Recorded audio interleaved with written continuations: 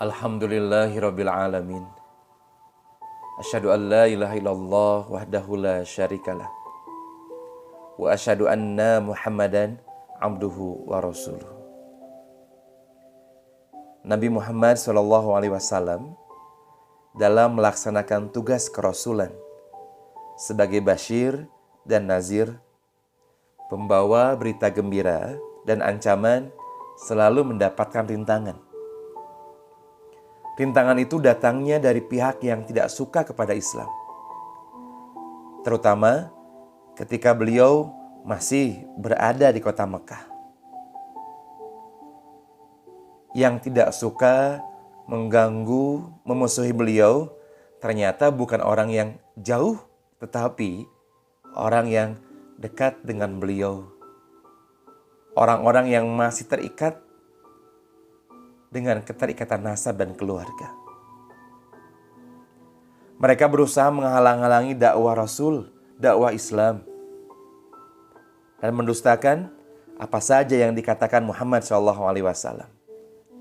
Padahal sebelum beliau diutus sebagai Rasul, kaumnya, kaum kafir Quraisy, memberikan gelar terbaik kepada beliau dengan gelar Al-Amin, orang yang dapat dipercaya. Ingin rasanya Rasulullah SAW berhijrah meninggalkan kota Mekah, memasuki daerah yang lain yang siap menerima dakwahnya. Beliau pernah menyuruh umatnya untuk berhijrah ke Habasyah. Sementara beliau sendiri pernah hijrah ke Taif. Namun sayang, Taif tak jauh berbeda dengan Mekah. Puncaknya, mereka pernah berlomba untuk membunuh Rasulullah SAW. Di tahun ke-13 dari kenabian, Rasulullah SAW dan kaum muslimin berhijrah ke Madinah atas perintah Allah Subhanahu wa Ta'ala. Di Madinah, umat Islam pun tak lepas dari rongrongan orang-orang yang membenci Islam. Orang-orang munafik dan Yahudi di Madinah ingin mengusir Rasul. Bahkan pernah ada yang berkata kepada beliau, "Jika engkau benar-benar nabi, tentu engkau tidak berada di Madinah, karena para nabi berdakwah di Syam." Pada saat-saat seperti itu, Rasulullah SAW berdoa kepada Allah Subhanahu wa Ta'ala, memohon agar Allah meridhoi beliau kemana saja beliau memasuki daerah atau satu urusan, dan meridhoi kapan saja beliau keluar dari satu tempat atau meninggalkan satu urusan. Rasulullah berdoa pada Allah Subhanahu wa Ta'ala, "Rabbi adkhilni mudkhala sidqi wa akhrijni mukhraja sidq." Ya Tuhanku, masukkanlah aku dengan cara yang benar, diridhoi, dan keluarkanlah aku dengan cara yang benar, dan engkau meridhoinya.